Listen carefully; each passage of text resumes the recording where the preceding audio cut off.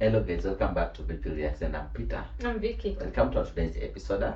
And today's episode is entitled "Play the Most Famous Drum Beat Ever, Then Got Nothing." Okay, and it has been brought to us by Demarco. Demarco is the one who sponsored this, and thank you for making it happen. Thank you guys for tuning in. And for today's, as you can read from the title, it's something interesting. I think we are going to jump to a drummist story, but he played the most famous drum beat ever, then got nothing. Stay tuned with us to the end. And don't forget to subscribe. We don't know who is the drummist yet. Yeah. I think Demarco didn't mention that, but we're gonna find out with you together on the video. So stay tuned, subscribe if you haven't. Maybe you have another suggestion, a request. Feel free to share with us. We have our Buy Me Coffee link in the description. Exactly. Feel free to check it out together with our Patreon community. Check it out on the description. So let's see what we have here. Yeah, let's see. Got Stubblefield, the original funky drummer, as they say. You know, you put that on and it's an instant party. It's one thing to just bash, and it's another thing to have finesse and feel in songs. And man, Clyde, good Lord. He doesn't get royalties. He got paid for the time in the studio. You could take that funky drummer loop and make 1,000 songs out of it. I mean, so many of us use funky drummer. I mean, we could literally do 20 records in a row. November 20th, 1969. Inside the red brick studio of King Records, the band is locked into a deep groove. Then Jamesbrown says these 4 words. One more time, I want to give the drummer some of this funky soul we got here. The band drops out and now it's just drums.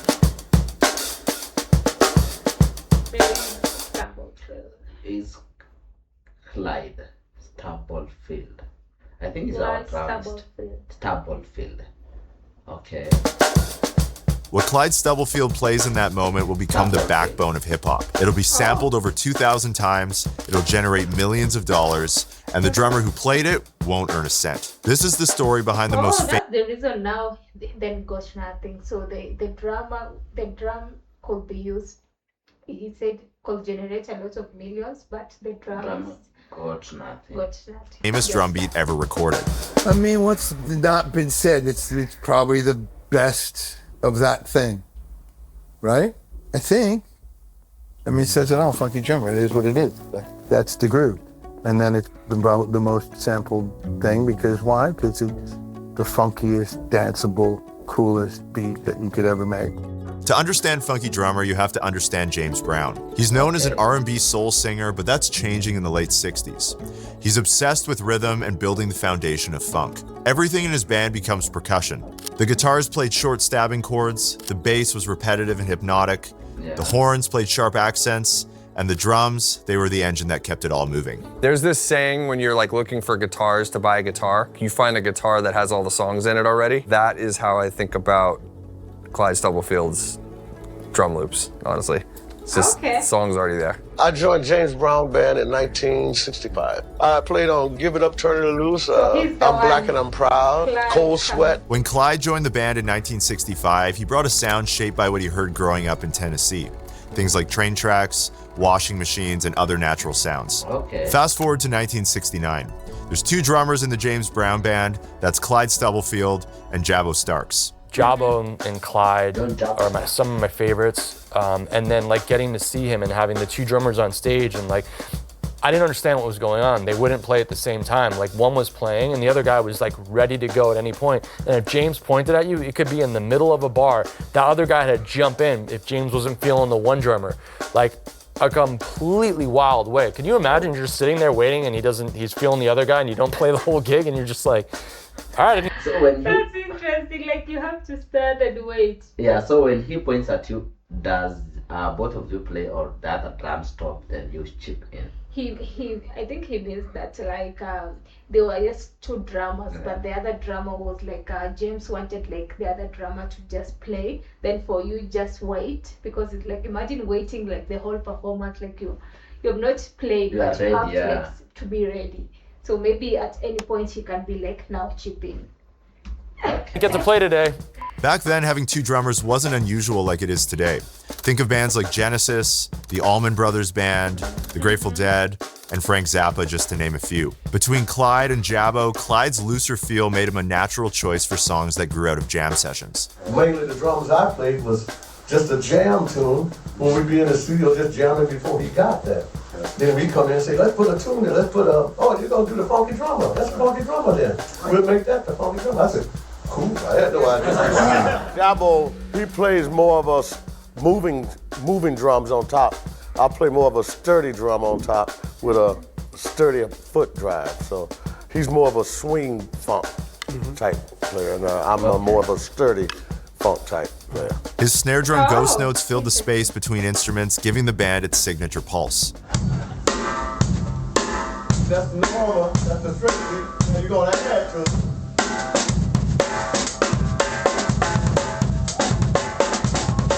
And when they're recording Funky Drummer, Clyde locks into a syncopated groove, and midway through the take, Jamesbrown says, "One more time, I want to give the drummer some of this funky soul we got here."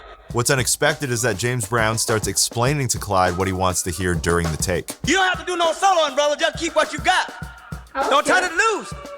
Because it's a mother. When I count to 4, I want everybody to lay out and let the drummer go. Jamesbrown counts him in, the band drops out, and Clyde plays the famous drum break. So this is the famous drum. Yeah, the date happened. Okay. There's 3 parts to the Funky Drummer groove: the kick, the snare, and the hi-hats. This is the foundation of the groove. The kicks, the snare, and the hi-hat.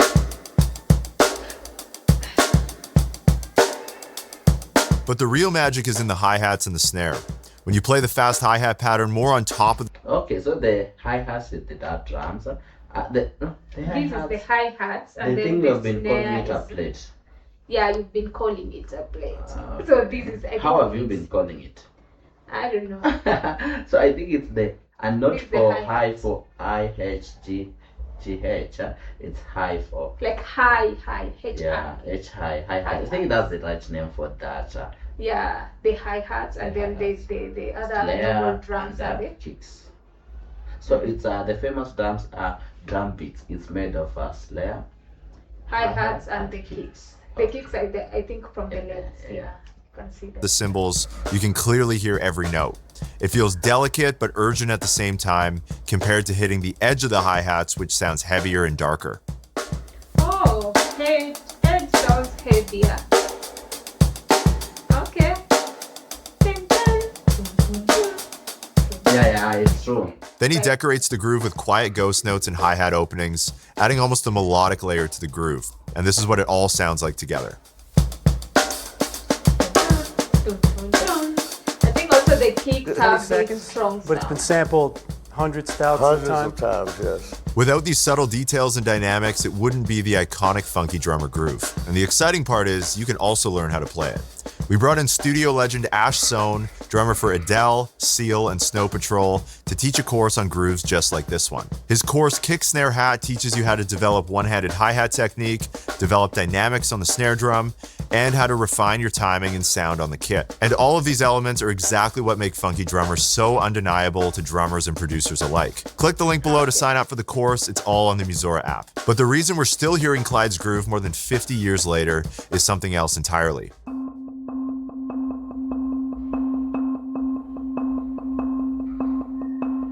Let's fast forward to the mid-1980s. Hip-hop producers are starting to use a technique called sampling, which is taking a piece of an existing recording, like a melody or a drum beat, and reusing it in a new song. Sometimes exactly as is, or sometimes transformed in some way, like being looped, chopped up, sped up, slowed down, or repitched. That's interesting. Is it what we call remix? I don't think so, because he said like you can just use it like making something new out of it. Yeah, it's not maybe you have a song already, so you can take the original, like the famous drums grooves, and then you change, maybe speed up, slow down, or chop it up, then to Some way, form like being looped, chopped up, sped up, slowed down, or repitched. Looped. You can either loop, chop up, or speed up, slow down, or repeat it. Yeah. Wow. This technique took off when affordable samplers like the EMU SP1200 and the Akai S900 hit the market. Producers began digging through old soul and funk records, searching for the perfect breakbeats. They weren't looking for perfect studio drums. They were looking for drums with personality and space for an MC to shine. When they discovered Funky Drummer, it was like striking gold. I mean, so many of us use Funky Drummer. I mean, we could literally do 20 records in a row. Clyde's beat became woven into the DNA of East and West Coast hip-hop. In a 2011 interview, Questlove said it was used so much because it's the most perfect beat you can loop. And it didn't just stay in hip-hop. Clyde's groove found its way into pop, R&B, TV theme songs, and much more. Right now, I'm gonna jam the Funky Drummer groove on the kit, and on screen, you're gonna see just a glimpse of the 2000 songs that sampled it. Wow.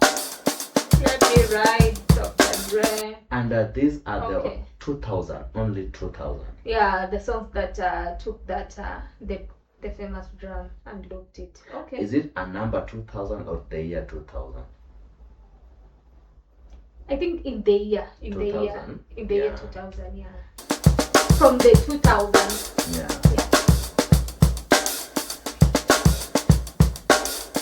The reach of this one 20-second drum break is pretty insane. But here's the hard truth. Clyde didn't get paid any royalties. I never got a thanks. I never got a hello, how you doing, or anything from any of the rap artists or anything. The only one I got a thanks from was Melissa. Think of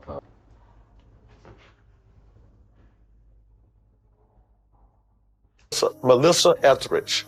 His name never appears on any of those compositional credits. His name is not part of the legal legacy of all of those great tunes he played on. He doesn't get royalties. He got paid for the time in the studio. The producer or the publisher of that particular track is getting compensated for the use of that sample, but the artist...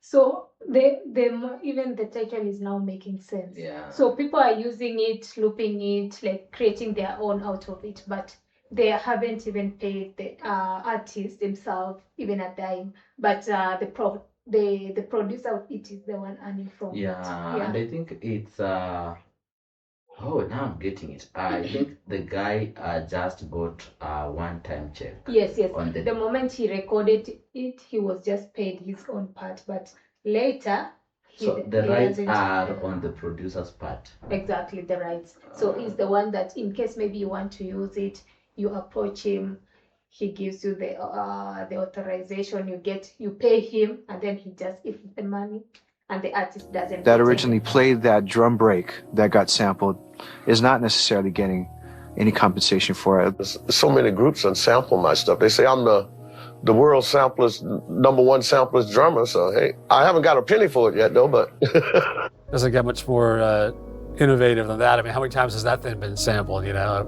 I wish he had $1 for every time, he'd be rich, you know? God, I wish he was getting a check. But yeah, it's pure magic. It's the basis of so many things that came after that, decade after decade after decade, and you have to learn how to play that beat, and it's also a great teaching vehicle. I mean, it's heartbreaking how sick that groove is. And I love that Jamesbrown is like, here's the drum break, don't change it, you know, because it's a mother. We don't have to say much really about that. I mean, like...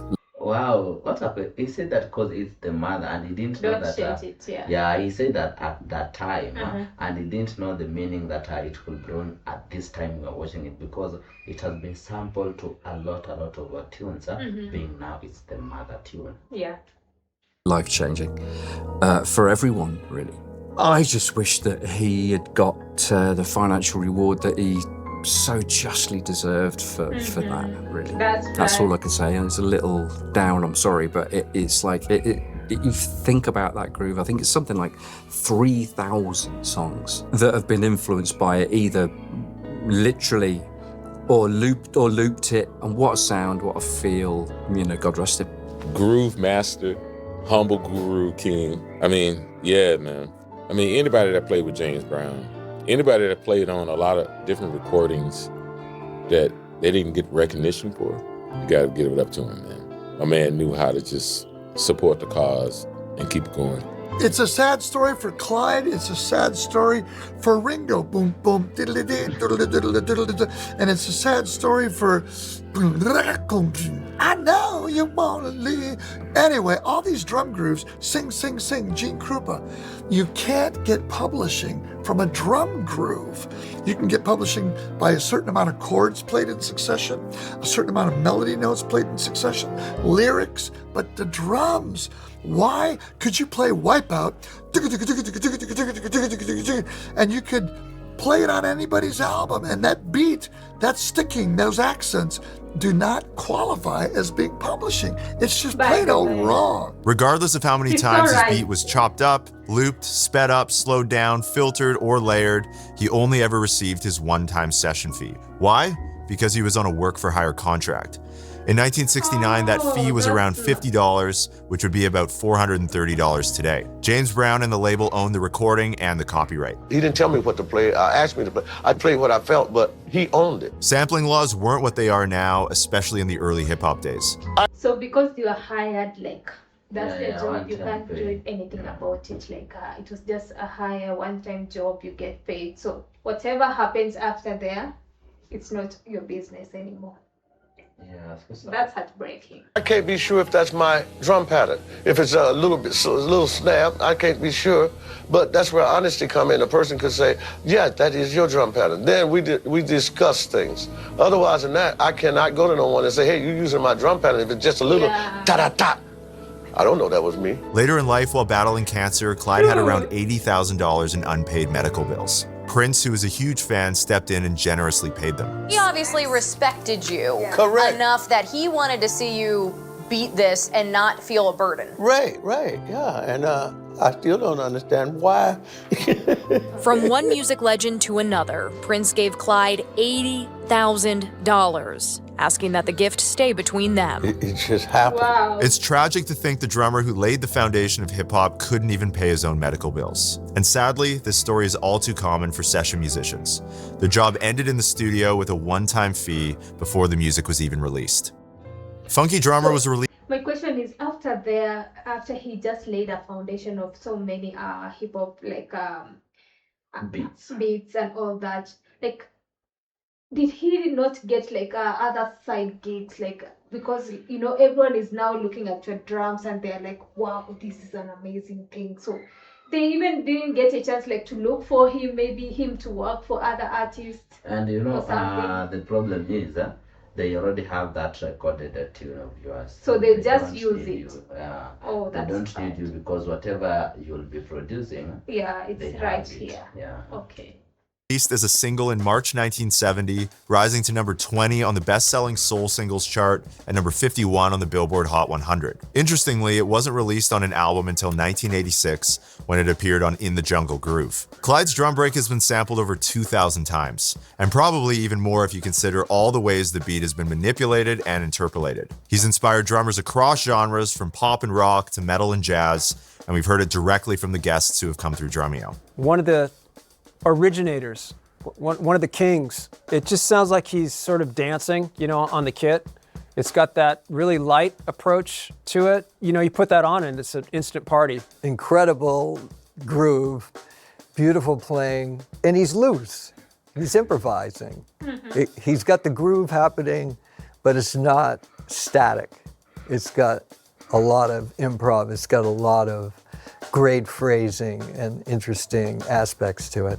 I mean, groundbreaking. What a groove. What a sound. Tight as could be, crisp. I mean, that stuff is just amazing. With all this, you know, just ghost notes. I stole so much ghost note playing off of him through the years, and it's influenced my heavy playing. And I always try to put that funkiness in my playing. So with a boss like Jamesbrown, as everyone knows out there, he didn't mess around. You had to be on point at all times or you got screamed at. So awesome. Jamesbrown's my favorite. I got to see him before he passed away live. That was a bucket list thing. Someone was like, you just need to put on Funky Drummer and just play it over and over until you understand one day about pocket. I was I remember that he was the one playing with he was the one who was among the two drummers of James Brown. This guy. Yes. No, this guy is from Star. I think he was just talking about Job Stark or Job Stark. The two drummers from James Brown were our guy and John Job Stark. He's not the one. No, he was just talking about. He gave us the story of the guy on how John Job could just be waiting. Okay, I thought he was the one in No, the he's finale. from I think he's from this band. That's Zan wrote. Jamesbrown's my Psalm 41. He's Frank Zumo. Mhm. Yeah. And I've been listening to different drummers from different bands, and I think most of the bands you have not even tackled them. Yeah. Favorite, I got to see him before he passed away live. That was a bucket list thing. Someone was like, you just need to put on Funky Drummer and just play it over and over until you understand one day about Pocket. I was shedding those records and just playing along and just trying to like have some kind of emotion or something like hit me. And I feel like from doing that for a long time, it really helped me. That's something, I remember Steve Jordan talking about that. Him and his buddy would come home from school and speed that up and play it. And speed it up. They just wanted to challenge themselves. Like they played at the Cow Palace, and Sly and I went to go see James. But they were playing all those tunes. I mean, it was just spot on. Everything was like a clock.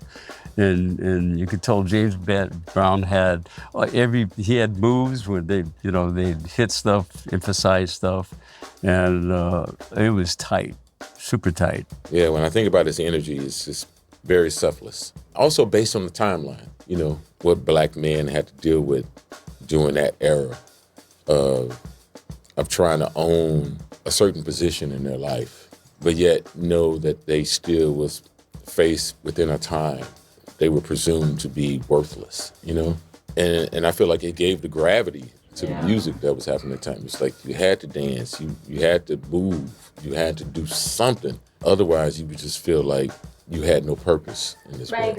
Because sometimes, we just want to be seen for what we can give and who we are, but some people are just in full support. Those are like the angels, and I feel like Clyde Stubblefield is like one of those angels who's just like, yo, I'll give you whatever you want, man. It's cool. Clyde didn't know he was inventing the rhythmic backbone of hip hop.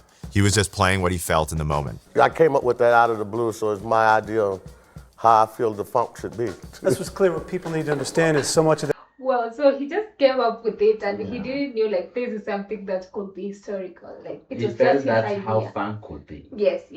Wow. That's so creative. It comes from you improvising within a certain framework. Funky Drummer wasn't a chart-topping hit or a flashy drum solo, but it became a cornerstone of hip-hop, appearing in some of the biggest songs of the past century. One groove played in November 1969 changed music history forever. While most people might not know his name, if you've made it this far, you know who Clyde Stubblefield is and why he's one of the most important drummers of our time. He played what he felt, and in doing so, he changed the world. If you've ever tried playing this groove yourself, you know how challenging it is, and that's where we can help. Ashstone's brand new course, Kick Snare Hat, on the Musora app will help you lock in these 16th note hi-hat grooves and give you the exercises you need to practice. You'll improve your timing, feel, and technique, and it'll help you lock in this groove in no time. Click the link below to sign up for the course. It's all on the Musora app. And with that, thank you so much for watching, and we'll see you in the next video. Cheers.